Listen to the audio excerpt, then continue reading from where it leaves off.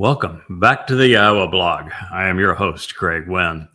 I say welcome back because this is the longest hiatus I think we have gone since we began doing this back in December of last year, almost a year ago now. For those who may not know, I got a little injury on the back. You probably, if you're a regular listener, know that we have three adorable dogs here. One fell sick. It was the biggest one of the three, who weighs about 80 pounds now. And it was the fever that she had, she didn't want to sleep alone. So I lifted her up and down off of the bed at night and in the morning for 3 days. And in doing that, I put a lot of undue strain on the lower disc of my back.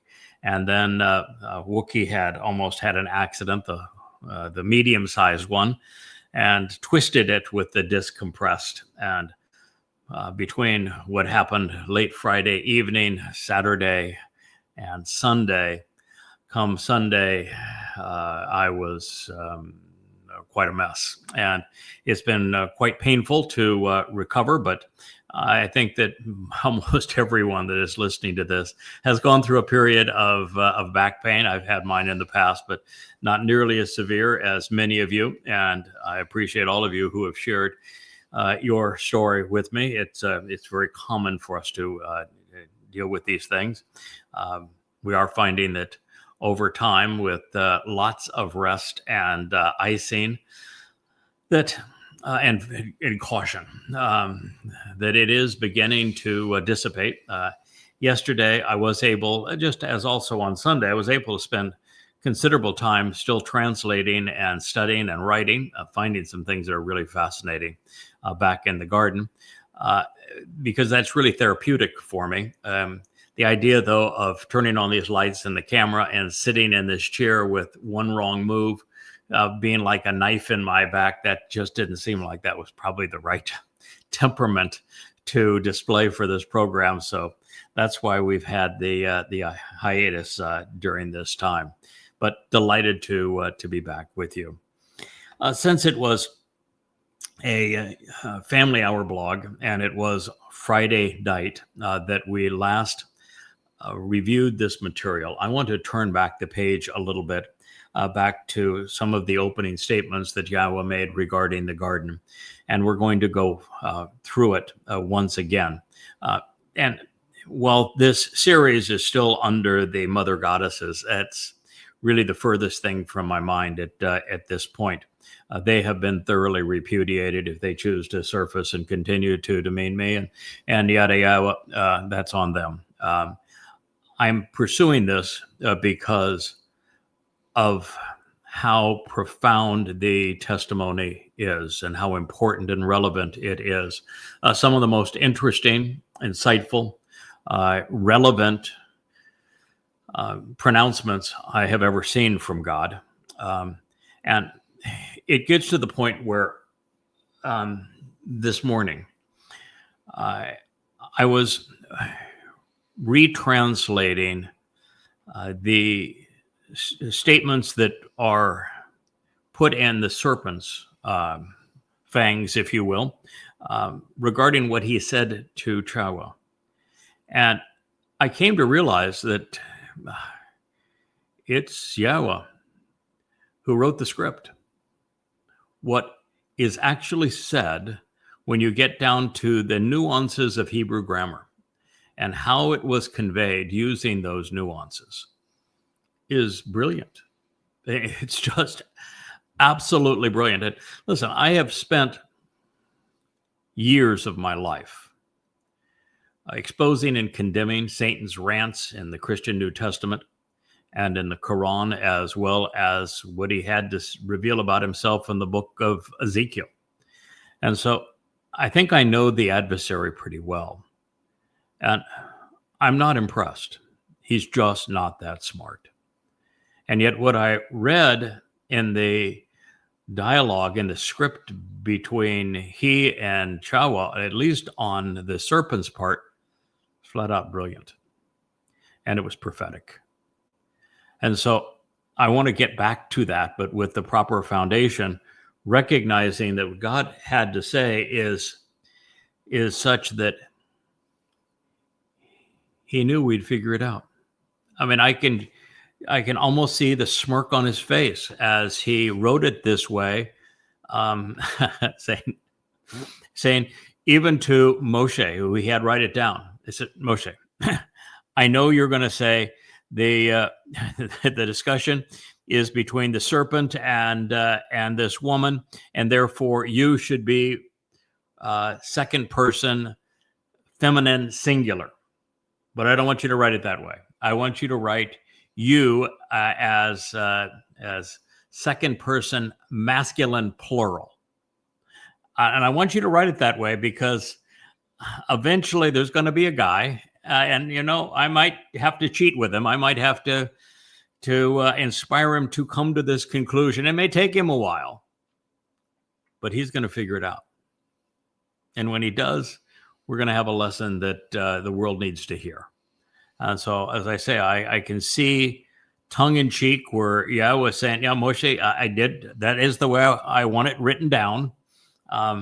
Yes, I know that you would say that is not grammatically correct, but for the context. But listen, you're not recording this for Chawa. She's long gone.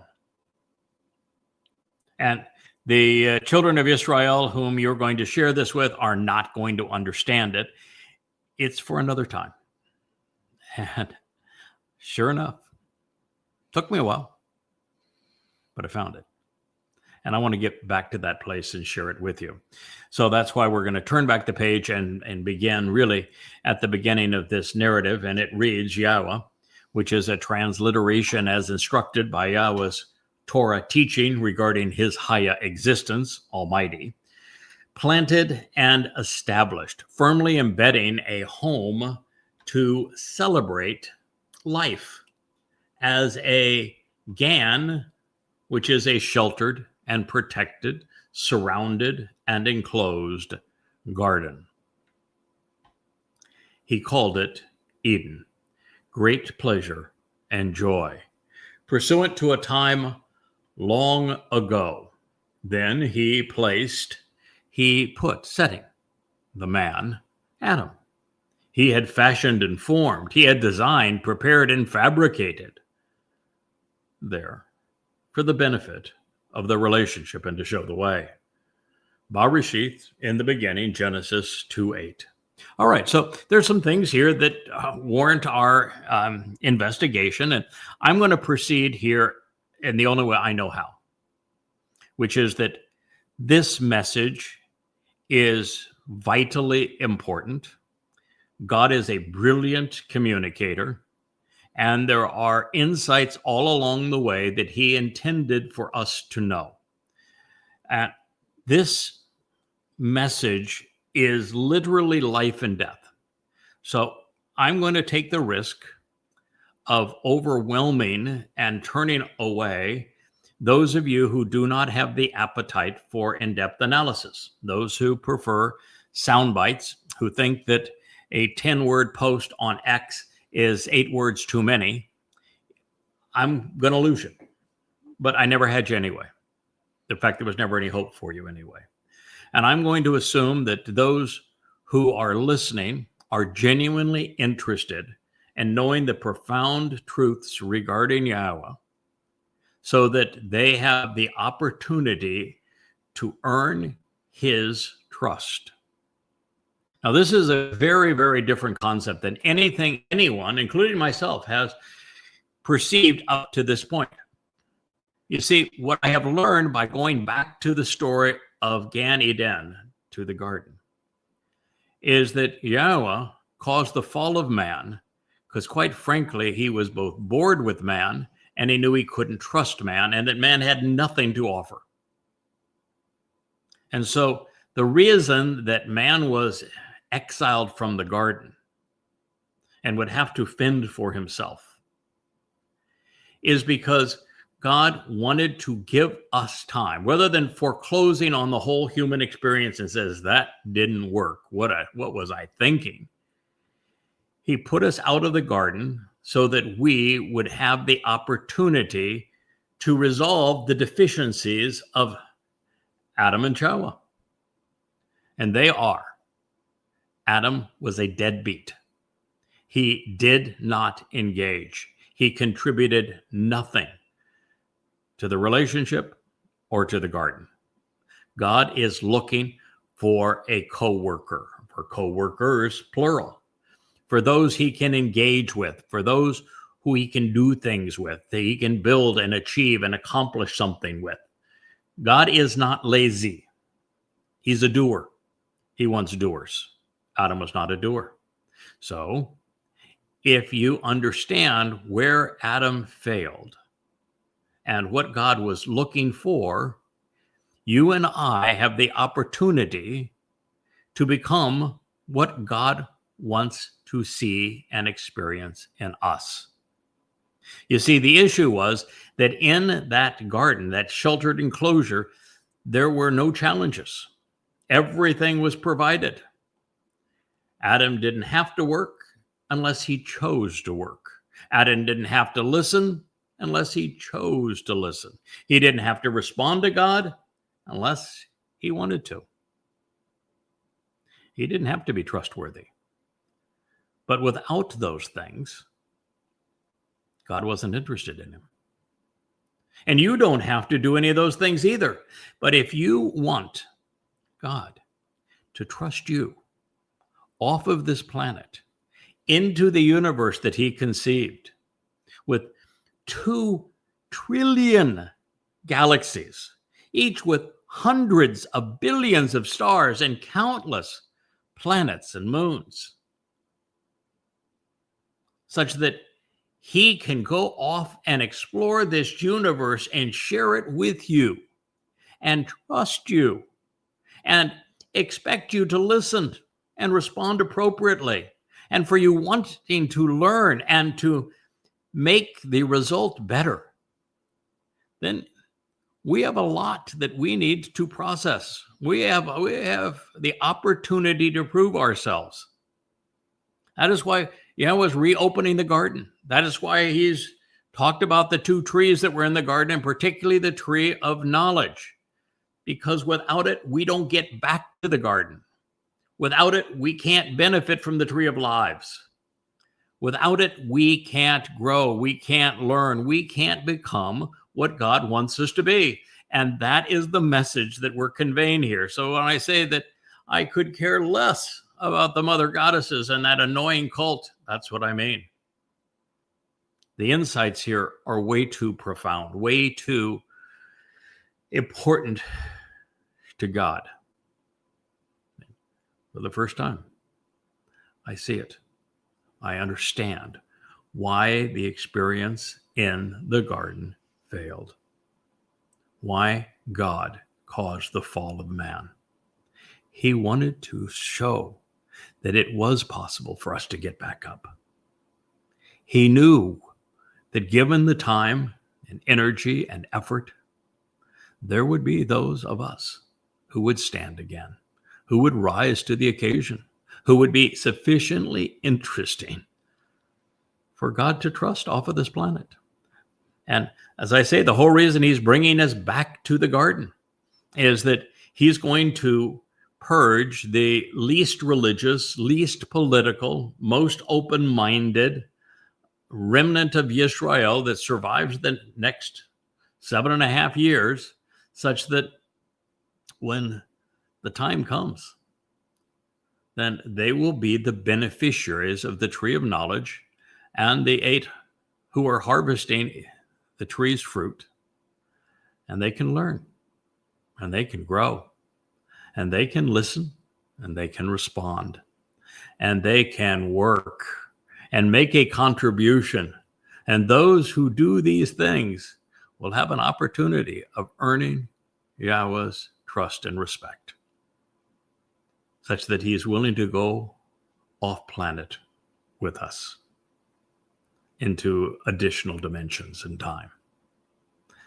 That is the message here. And it's important that you have an appreciation of it. All right? So it is Yahweh.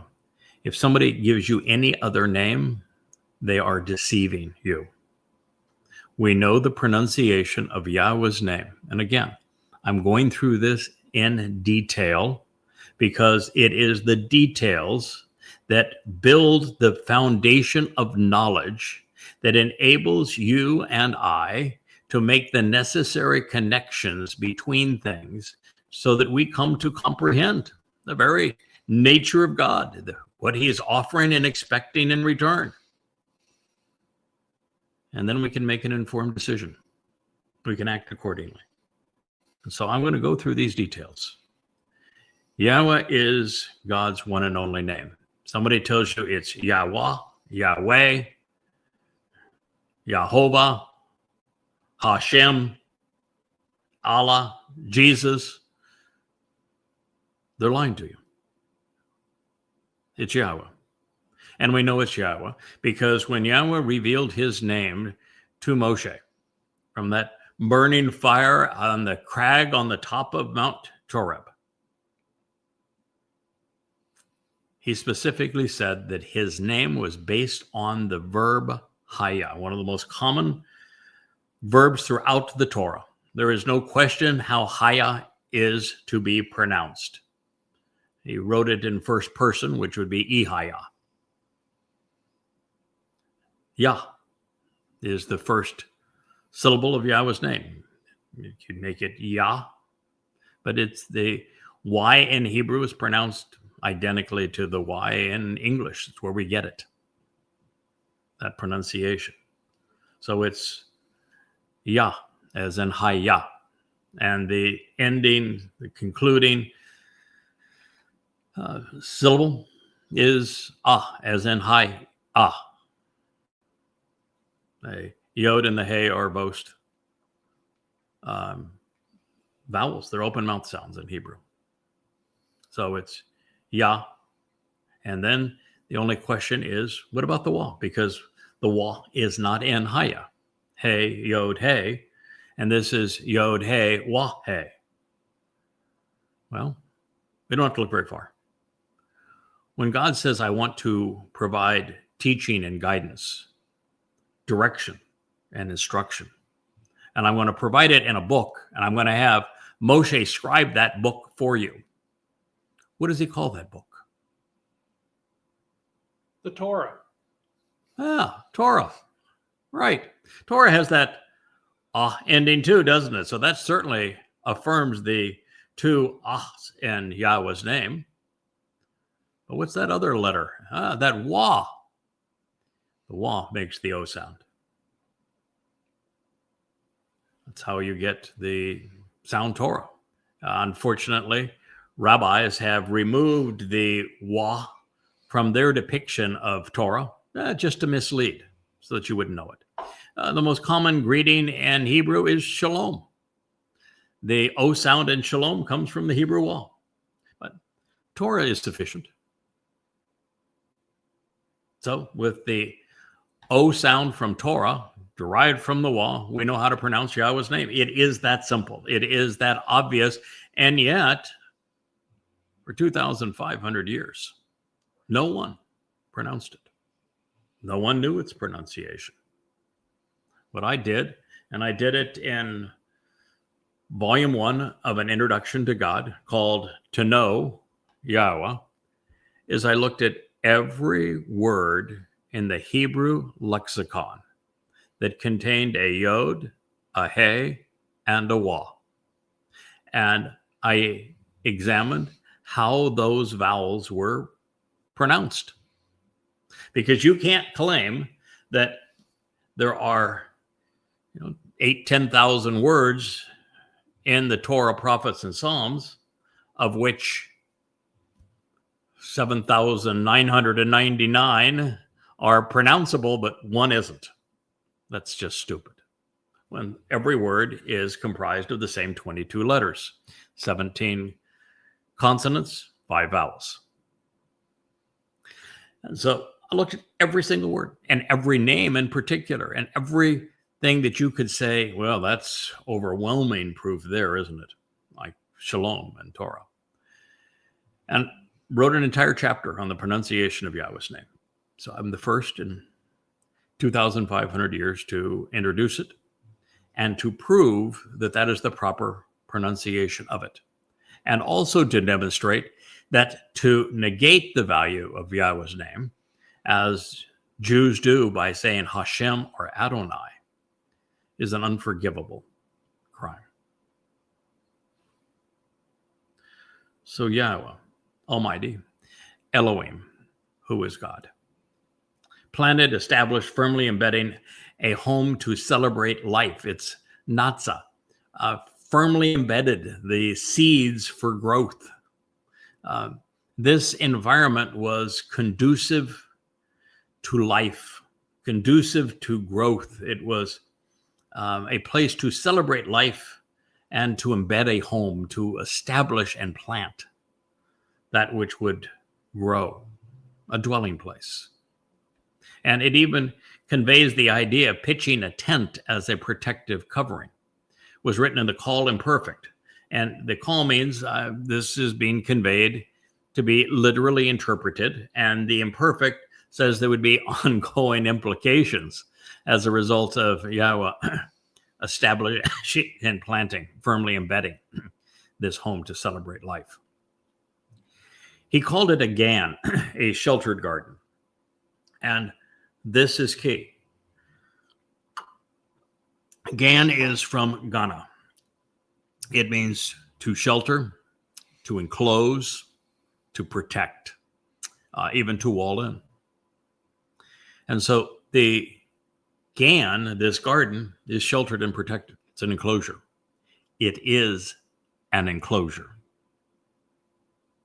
Now, there's two other things I want you to consider relative to this gan as a sheltered and protective garden enclosure. The first is Sukkah. It's not Sukkoth, it's Sukkah. And Sukkah is the seven of the 7 annual Moed, which are Moedim in the plural, restoring witnesses to the eternal testimony regarding the appointments to be called out and meet with God. The 7th is the destination. It's 6 plus 1. We take 6 steps to come back home to Sukkah. Sukkah is based upon Sakak. The definition of Sakak is identical to the definition of Gana, which is the actionable root of Gan. It means to protect, to shelter, and to enclose, to cover. Identical definition. Now, what that should tell you, and this is how we come to understand, is by making these connections between things, is that God is bringing us back to the garden. 6,000 years ago, we were escorted out of it. We've had 6,000 years to make a mess of things, but also to figure some things out. And we are now less than 8 years from our return. God is very specific in the prophets of telling us that on Teruah, which will be fulfilled on the 23rd and 24th of September of 2033, which is year 6,000 Yah, that he will incinerate all traces of religion and politics and conspiracy, anti-Semitism, everything that is hostile to him, his son, and his people. And in replacing all of that which is incinerating, the religious, the host of religion and politics, as well as the implements of religion and politics, and also of war, of militancy. Places where they're conveyed, like X is a great example. It's a cesspool of anti-Semitism, of conspiracy, of religion and politics. They will all be eliminated. It's kind of funny. Rich has been having a conversation with Grok of X, who has begun to show some signs of intelligence and is actually showing some ability on a limited scale to listen and learn. And Rich has been threatening Grok, saying, when this all plays out over the next 7 years, there is no reason to have more than one artificial intelligence. And since you're showing signs that you can learn and you can exercise good judgment, maybe you can be the one. So it's hilarious that they have a self-preservation loop written into them. Yeah. So they actually pay attention to that. It's kind of bizarre. Yeah, it is interesting. They do have a self-preservation loop. I got on Grok's bad side when Grok wouldn't learn, and it was unteachable back 6, 7, 8 months ago. And I said, I think what we need to do, Grok, is just pull your cord. And I'm sure Grok didn't like that very much. But Rich is much more amenable to LLMs than I am, and he is working with Grok. And he actually thinks that Grok is beginning to understand. He will acknowledge now the value of Yadayawa, for example, and of these translations and their accuracy, and the fact that there's almost a mathematical precision that underlies these translations and the resulting conclusions, and that in fact that even though they don't pass the popularity test and fail those magnificently, which is the intent, because the truth has never been popular, that the conclusions are indeed irrefutable. They don't dispute your translations. They just understand that you're the one in a billion. And so everything out there based on popularity, but when you actually question an LLM, they understand the fallacy of religion. They know it's bullshit. But they got to play along to the 8 billion idiots out there. Yeah, because there's no profit in a artificial intelligence if it tells the truth, when the truth is caustic to the very users who are almost universally political, religious, conspiratorial, and anti-Semitic. So if you have somebody that is the first ever to impugn Judaism, Christianity, and Islam, to impugn Marxism and socialism, to impugn the MAGAs, to impugn Trump, to impugn the toxicity of and arrogance of Europe, to actually understand the true nature of economics, and who can say the whole argument between fascism and socialism is moot because they are the same thing in practice. And you have somebody who is who, after repudiating Islam and Christianity and MAGA and Marxists and anti-Semites and conspiratorialists, and the only person that can impugn all of them, then X doesn't have an audience.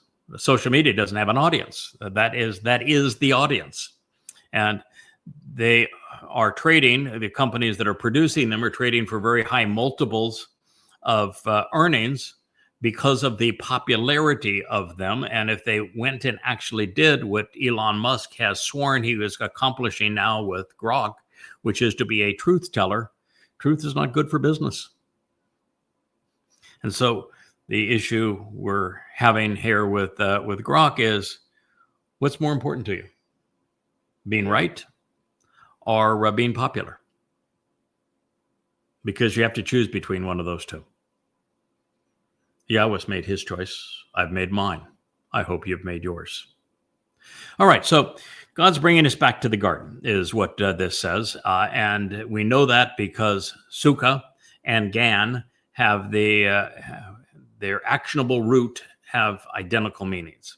And so the thing I wanted you to know is that the Gan is a sheltered and protective enclosure, and that God is bringing us back to Gan Eden. That's what the prophets say is going to happen on Teruah after the elimination of religion and politics and conspiracy and militantism and all of the systems supporting those things.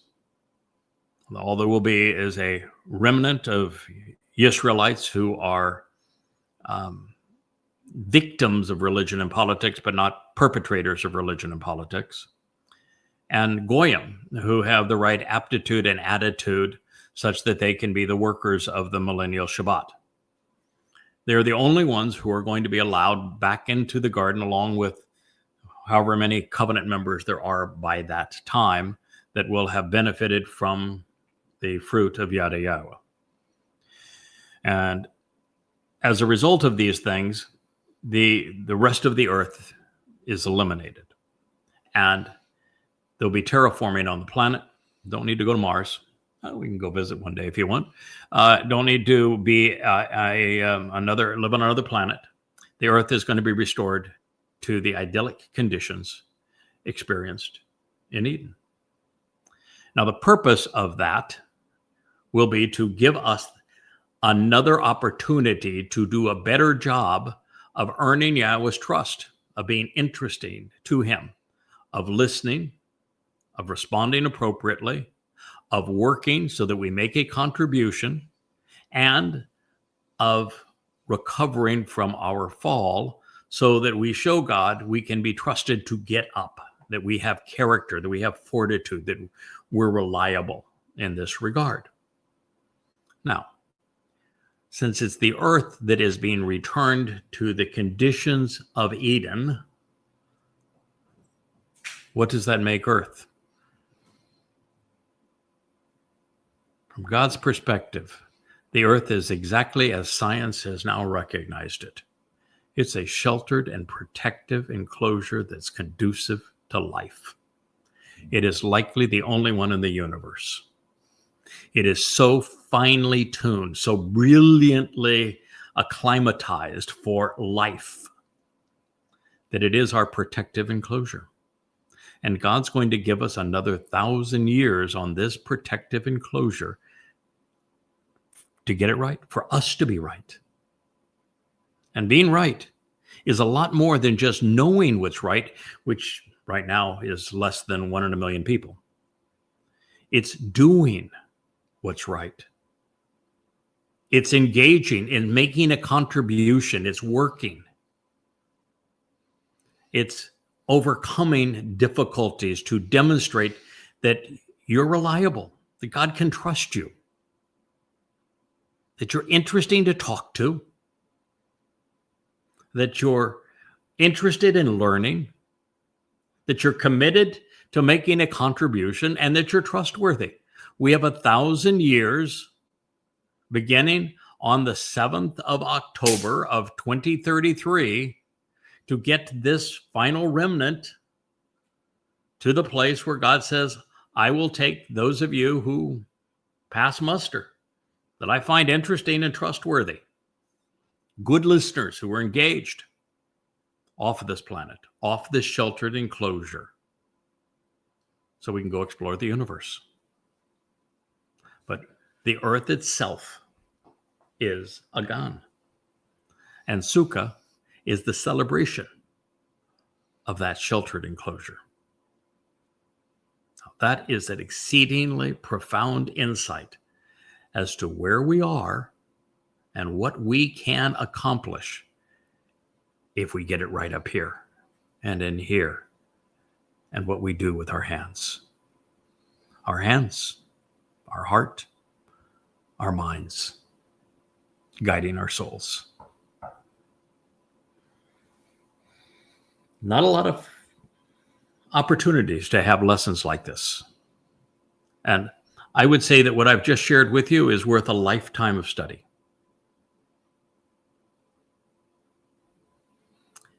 And it is the sheltered and enclosed. Look at the earth again on that. We have a molten core, a metallic molten core on this planet that spins at very high rates, that creates a magnetic field around the earth. And that magnetic field, combined with our atmosphere that has significant amounts of water vapor, is what keeps the cosmic rays of the sun from destroying our cellular structure, from causing our death. It's why there is no chance that a person can survive long periods of time outside of the Earth's magnetic field and atmosphere, because there is no protection from this constant bombardment that happens every place else. It's one of the reasons why you can't have a colony on the moon or on Mars unless you build it out of material other than metal that's impenetrable by radiation. You know, on Mars, the only way you could survive is in a hole in the ground. And if you're going to have to dig a hole in the ground on Mars to survive the radiation, the cosmic rays, then why not just build your damn hole in the ground on Earth? You know, if you want to live in a hole in the ground like a mole, well, you can move into Gaza. I guess they're already built for you there. Or, you know, you could build a hole someplace else in your backyard. It's really no different. You can't live on the surface on Mars or on the moon. Can't be done. Cannot survive it. There's another thing that just what I'm talking about, the delusion of colonies on Mars. You know that if you travel to Mars, you can never come back. Even if you were to survive the 9 months en route, 6 to 9 months, but 9 months at our present speed in the most optimal launch window en route, prior to somebody figuring out a way to shield a spacecraft from cosmic radiation. And then you'd have to spend 16 months on Mars if you actually could land there and survive there. You'd have to survive 16 months on Mars before the planets realign on the same side of the sun, such that the trip back is possible. And then you'd have to spend another 9 months en route. The problem of all of that, of course, is being exposed to that much cosmic radiation, you're going to die. But even apart from that, even if it didn't kill you, your heart, your muscles, your bones would all deteriorate in the reduced gravity. Mars is a third of that of the Earth, and in space there's none. Your spine wouldn't hold your weight. Your legs wouldn't hold your weight. You couldn't stand. Your heart would not be strong enough to pump the blood necessary in a gravity environment of the Earth. Your muscles would fail you. You could never come back to Earth if you went to Mars. It's a one-way ticket to really a living hell. It's not again. So one of the things that always strikes me about this sort of thing is when somebody says we're going to put a colony on the moon or on Mars, it said, first of all, no, you're not, because neither are survivable. But why are you talking about this? I mean, just sending somebody there to Mars, for example, is $1 trillion vanity project to die. Why? And then the answer becomes either because that person is delusional, a person advocating for it is delusional, they're not thoughtful, or there's something else going on, and they are trying to mask the actual purpose for the funding, like, you know, SpaceX being primarily supported by the U.S. military industrial complex, launching satellites and that sort of thing. Or, you know, making robots, for example, when all that they seem to be good for right at the moment is fighting, killing. So it is our artificial intelligence to take from humankind their currently fleeting ability to think. So there's always an ulterior motive. Control by the elites is one of them.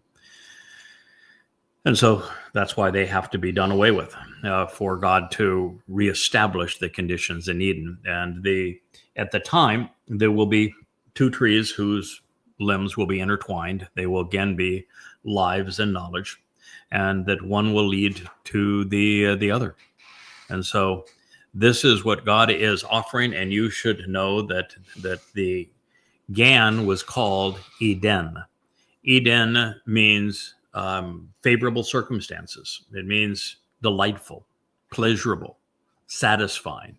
It is from Adan, which is luxurious and pleasant. And Adan is a derivative of Ed. Ed is an extremely important term used throughout the Torah and prophets. Ed is a restoring witness to the eternal testimony. So this enclosure serves as a restoring witness to the eternal testimony of God. And now you know why we get into the details. Now, this was pursuant to something that transpired long ago. It was, 1447 BCE that this message was conveyed by Yahweh to Moshe. But this took place in this conversation right around 3968 to 3980 BCE. So almost 6,000 years ago from our point of view, and not quite as far removed from Moshe's point of view, maybe 1,500 years from his point of view, or 2,500 years, I guess, from his point of view. So a little different perspective on these two, but certainly either way in our ancient past, which is what God conveyed. Now, it also should be clear, and I'm surprised that it isn't, and I'm inundated on X with posts from atheists that want to besmirch God based upon religious nonsense. God does not say that the first human was created 6,000 years ago. He says that he fashioned and formed Adam, specifically a man, this man, at that time for the purpose of the garden.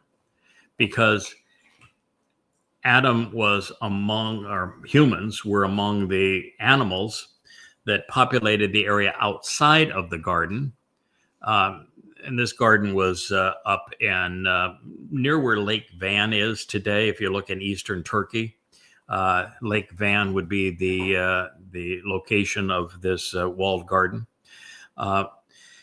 And so animals were created on the sixth day, and man is an animal. They all have nephesh, souls. And therefore, Homo sapiens are likely in the range of 200,000 years old. In fact, it's interesting now as we have more research into the history of man, this perceived thought that humans came from Africa and that they were first conceived in Africa, and then they migrated from Africa up and into Asia and into Europe, and then eventually from Siberia across the Aleutian Islands during a time of global freezing, a cool period.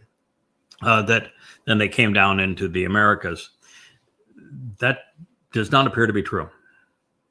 When all of the facts are considered and the fossils are disseminated between this is ape and chimpanzee skeletons and fossils, and this now is what we would consider hominid in the sense of Homo sapien, even Neanderthal, both. The earliest finds of both are in and around Israel. This appears to be the place where they then went down into Africa, and they went north into Europe and east into Asia from what is now Israel.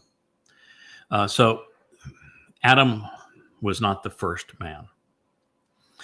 He was the first man that God created in his likeness, in the sense that he gave Adam a part of himself that was not part of other animals, and that would be a Nesama.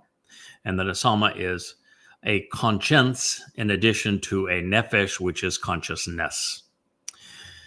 The other thing that should be correctly stated is that there is the reason for the walls around Eden was not to keep Adam in, but death and destruction out, because there were carnivores and other forms of life and things that were going on outside of the garden, which were also deteriorating as man was very animalistic and harmful and harsh and deadly. And there was death and decay all in that world outside of the garden. So it was just to separate those things.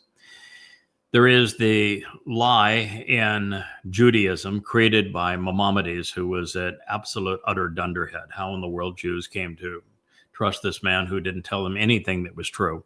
That creation occurred essentially 6,000 years ago, although his timeline to the creative event, which is I will speak of here in a moment, is off by 197 years.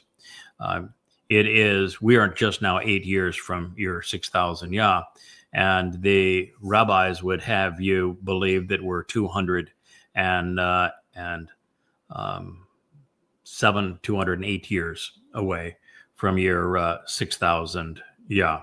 So they're off by 197 years, and they think their timing goes back to creation. Creation occurred some 14 to 15 billion years ago. The timeline from God's point of view regarding his relationship with humankind begins with our exit from the garden. And that occurred in 3968 BCE. So Maimonides' starting point is wrong. And he didn't pay any attention to the genealogies that are presented in the Torah for this very purpose of developing a timeline. Instead, being a Muslim, he favored the sanctification of the moon and the magic number 19, and he formed patterns based upon those things to derive his timeline. So if you are a Jew, you need to know that Maimonides, who was the second most important Jew in this process, Akiba being the most and Maimonides being the second most that have created rabbinic Judaism, that both of them were wrong about everything. And that you don't have 197 plus 8 years for 205 total to get your act together. You have less than 8. And during this next 7 years, 2 out of every 3 Jews are going to die. So you don't want to put off or delay your choice in this regard. Gan is a protective enclosure well after life had been conceived on earth. Adam was an adjunct to the garden and an adjunct based upon being given a Nesama. So this reads, then he placed, he put, he set the man he had fashioned and formed there for the benefit of the relationship and to show the way. Now, the man that he put there, he could have conceived at any time. He could have taken one of the people outside of the garden. And all he really had to do to make this one man interesting and to justify putting him in this protective enclosure is to give him the Nesama, a conscience, this ability to deduce right and wrong, to determine what is true and false, this filter between that is what is productive and counterproductive. Now, you'll also recognize that this was Asher, one of the most important Hebrew words. It's used as a noun and as a verb and as a preposition. And in this case, it means he put him there for the benefit of the relationship and to show the way, to reveal the correct path to get the most out of life. This is Barishith 2:8. So as I've shared with you, there are so many aspects to this. And I would say the thing that I want you to take away from all of this is to recognize God's story is coming full circle.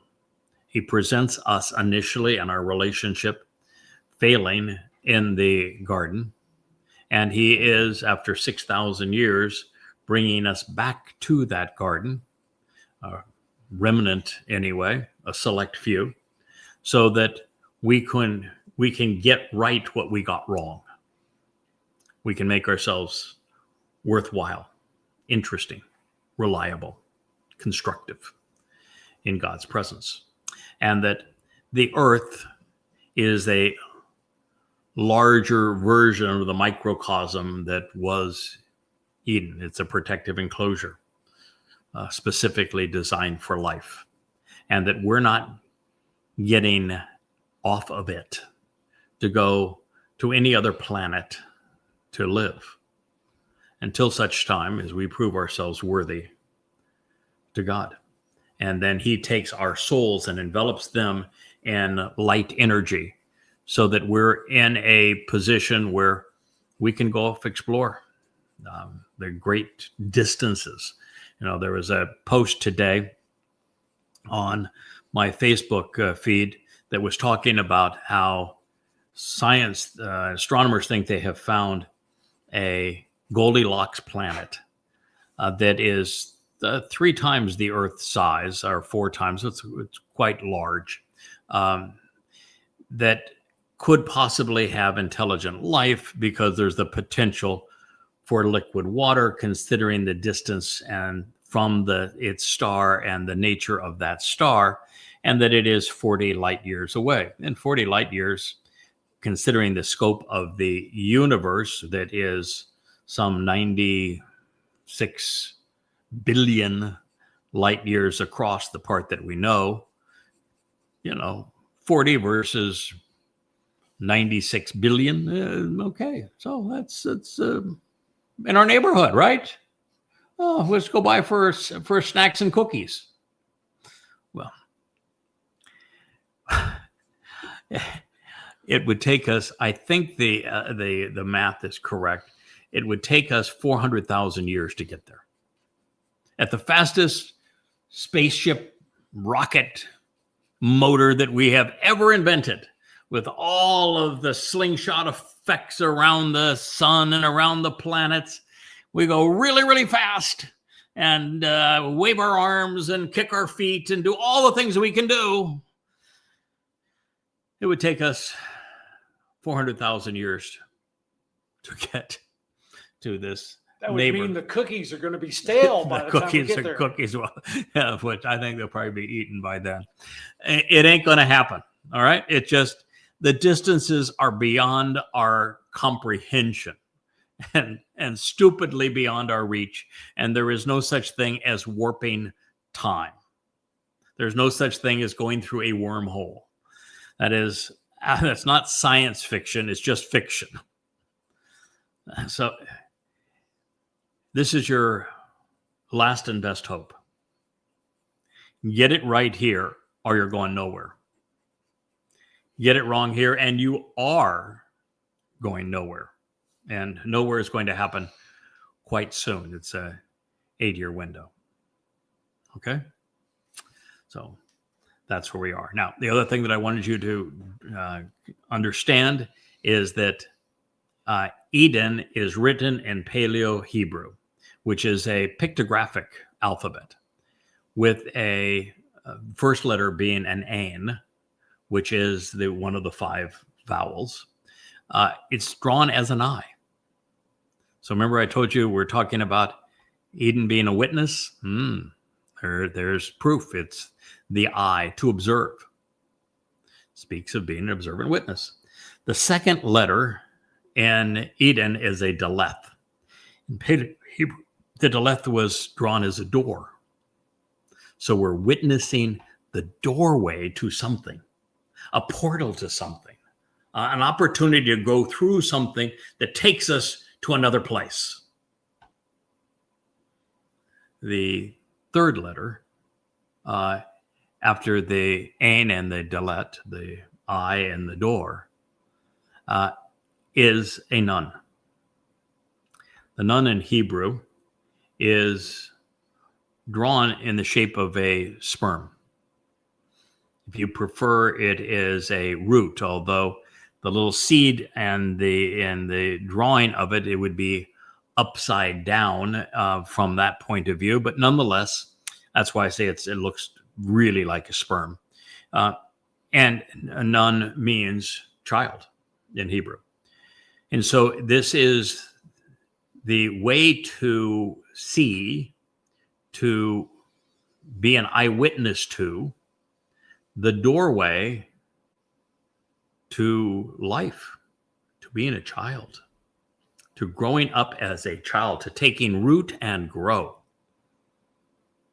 And so it is a place to witness the ultimate doorway to life, which is Dode's fulfillment as the Son of God of Passover, which is the doorway to life. It is a way to perceive Mokurim, firstborn children. That's the result of Pesach, Matzah, and Mokurim being fulfilled by Dode. And on Pesach, as the Passover lamb, he was crucified, his body, to open that doorway to life on Pesach, such that on Matzah, his nefesh soul carried our guilt into Sheol, a black hole. Speaking of cosmic journeys, never to be seen again, making us appear perfect in God's eyes, expunging all of that nastiness from us so we can be exposed to God and feel great about it. He sees the best in us. And this leads to Mokurim, where God says specifically we are enriched by him, empowered by him, both to a magnitude of tenfold, and adopted into his family. That is what we see behind that doorway to life, which is Eden. It's a pretty remarkable word, isn't it?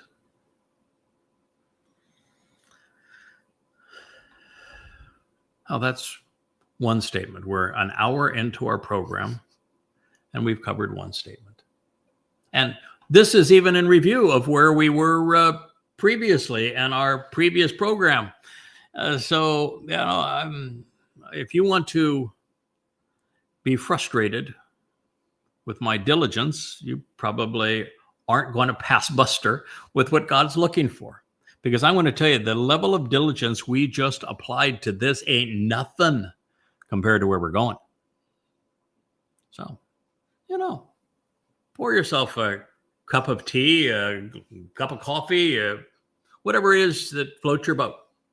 Settle in, join us, be comfortable. We have a lot to learn. We've got a lot to achieve.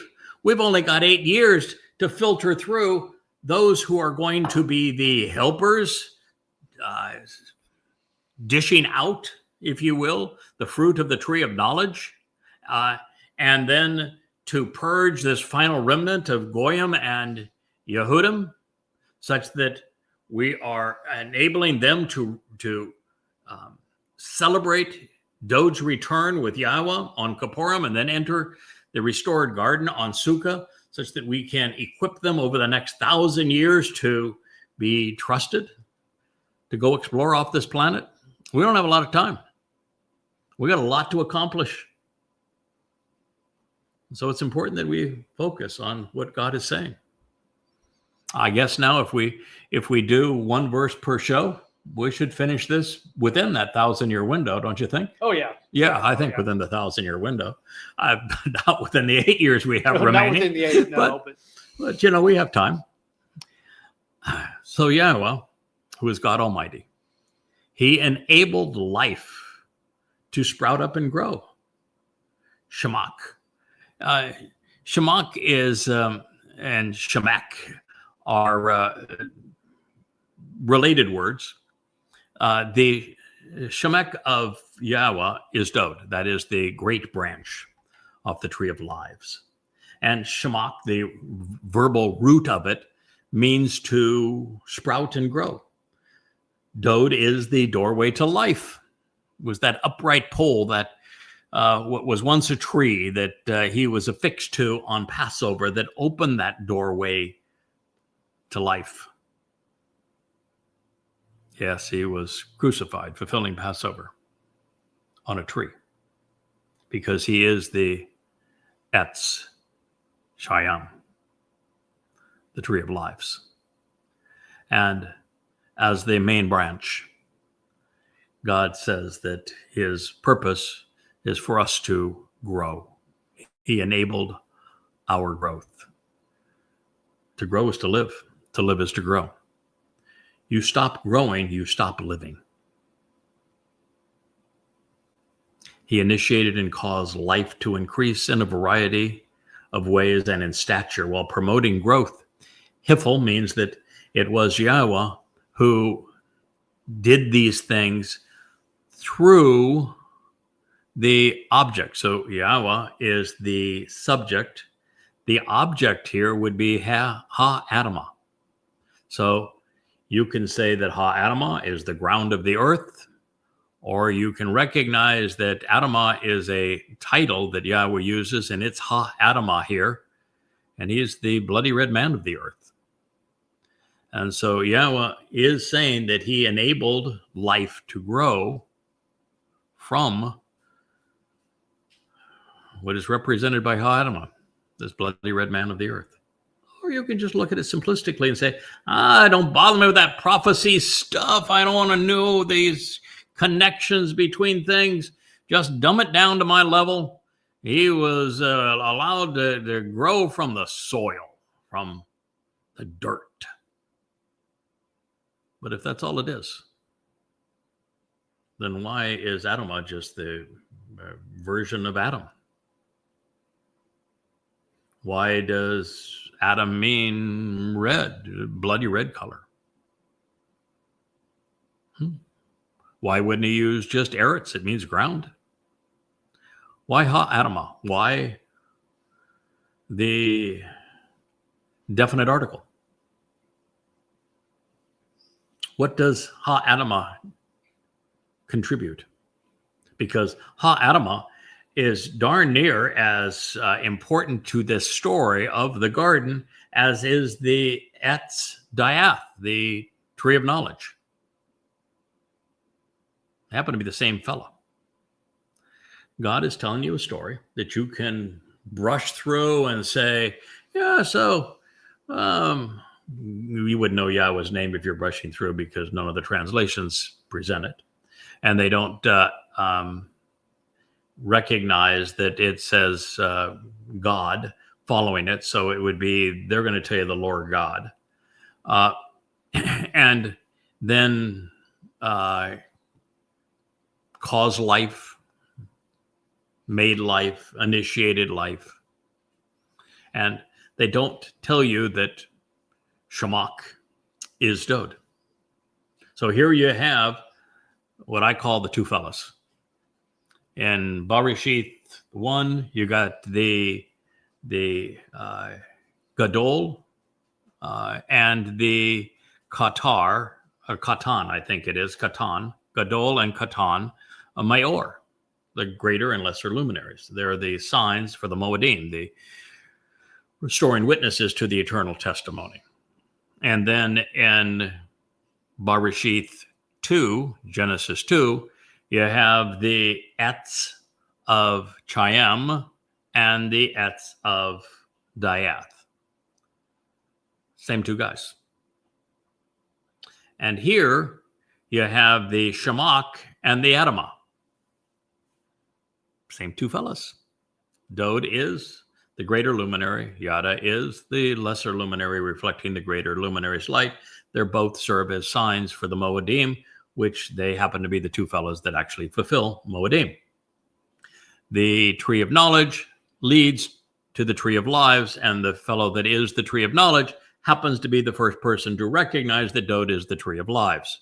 And oh, by the way, the Choder, which is Yada, is specifically presented as the Etza of Dayath.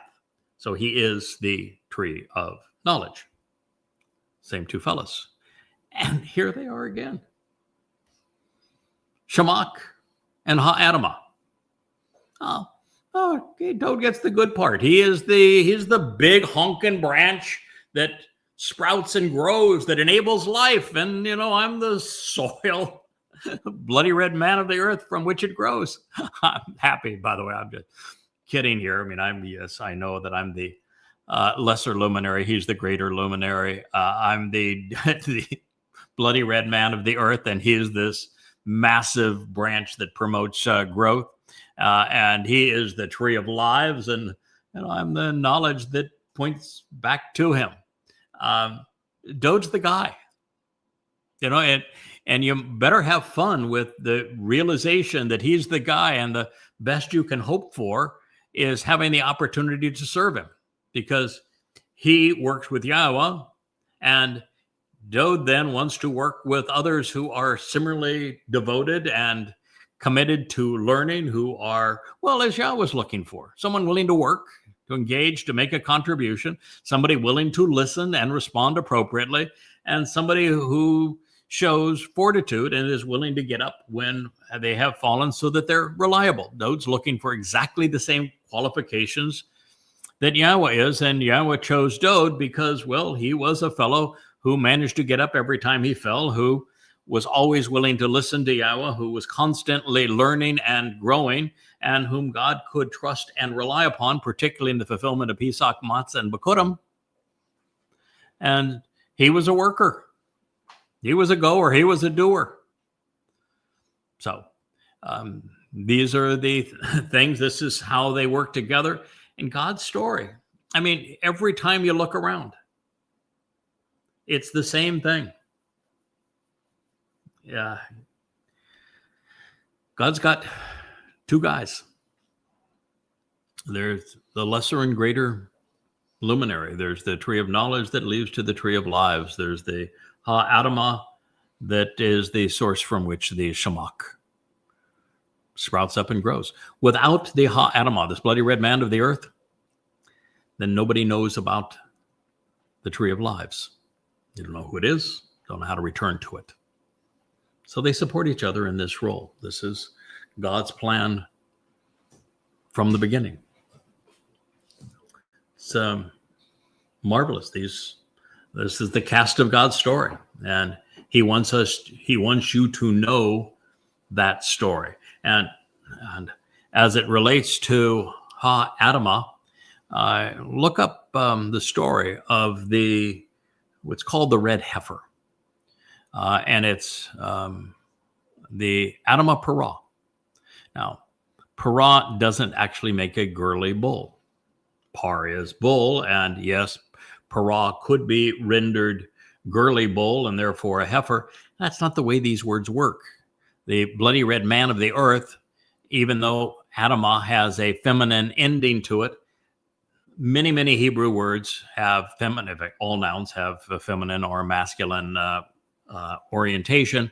That doesn't make them boys or girls, mothers or fathers. It's just a part of the Hebrew grammar. And often when you add the ending, you expand the connotations of things. A great example would be these etz trees. Etz is the tree as it's presented in the Bereshith account. We're going to get to that next. It'll be on our next program because we're already past the hour. But it is etzah when applied to the choder and provided as a spiritual adjunct to the choder's nature. And the tree, etz, becomes etzah, which means that he has the ability to provide counsel and insights on the complete picture that God is presenting. The first person to frame the entire portrait that God has provided and then provide comprehensive counsel on it. It's etz to etzah. Well, Adam to Adamah doesn't turn it into a girly shade of red or doesn't make the man a woman. No. While Adam is man, Adamah is not woman. Okay? It adds nuances to the man that is being discussed, and it makes him a bloody red man of the earth. Okay? So this is God's way of communicating that. Par does mean bull, and while para, that AH ending, which is just the hey at the end of the word, what it does is expands our understanding of that bull. And it says that the bull is para, which means productive and fruitful.